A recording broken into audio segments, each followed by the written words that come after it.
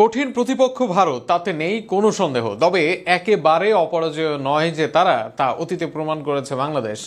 এই এশিয়া কাপে ভারতের থেকে অন্তত 3 জায়গায় এগিয়ে থাকবে বাংলাদেশ দল, যে জায়গাগুলো কাজে লাগাতে পারলে ভারতের বিপক্ষে জয় নিয়ে ফিরতে পারবে টাইগাররা। সব মিলিয়ে ভারতের বিপক্ষে কোন কোন জায়গায় এগিয়ে বাংলাদেশ, তা নিয়ে থাকছে প্রতিবেদন। এশিয়া কাপের ফাইনালের পথ সুগম করতে টিম ইন্ডিয়ার মুখোমুখি হতে যাচ্ছে বাংলাদেশ।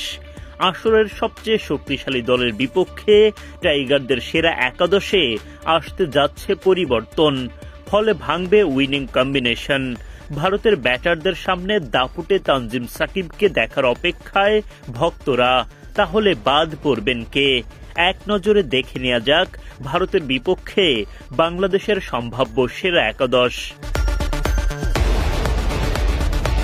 পারভেজ ইমনকে বসিয়ে সাইফ হাসানকে ওপেনিংয়ে নামিয়ে সুফল পাচ্ছে বাংলাদেশ।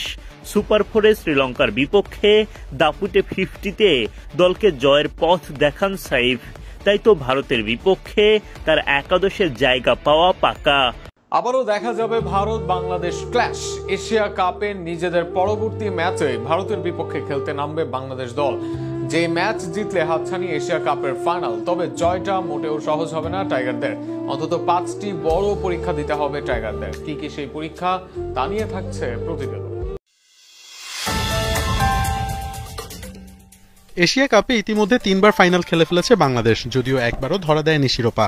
হওয়া যায়নি এশিয়ার শ্রেষ্ঠ। আরও একবার টাইগারদের সামনে ফাইনাল খেলার হাতছানি। সুপার 4-এ শ্রীলঙ্কাকে হারিয়ে পায়ের মাটি খানিকটা শক্তই করেছে লিটন অ্যান্ড কোং। সামনে ভারত এবং পাকিস্তানের সাথে ম্যাচ। কি করলে কি হবে, কিভাবে ফাইনালে খেলা যাবে, এবার সে অঙ্কই মেলানো যাক। ভারত পাকিস্তান দু দলকেই যদি হারিয়ে দেয় লিটনরা, তবে কোনো হিসাব ছাড়াই ফাইনালে উঠবে বাংলাদেশ। তবে এমন বাস্তবতাটা যে বড্ড কঠিন তা সবারই জানা, কিন্তু ক্রিকেট আনপ্রেডিক্টেবল গেম, তাই কখন কি হবে তা কেউই জানে না। যদি এক ম্যাচও জিতে যায় বাংলাদেশ, তবে থাকবে ফাইনালে খেলার সুযোগ, কিন্তু তখন মিলাতে হবে নানান সমীকরণ। এছাড়া শেষ 2 ম্যাচ হেরে গেলেও যদি কিন্তুর উপর টাইগাররা চলে যেতে পারে মহাদেশীয় শ্রেষ্ঠত্বের আসরের ফাইনালে।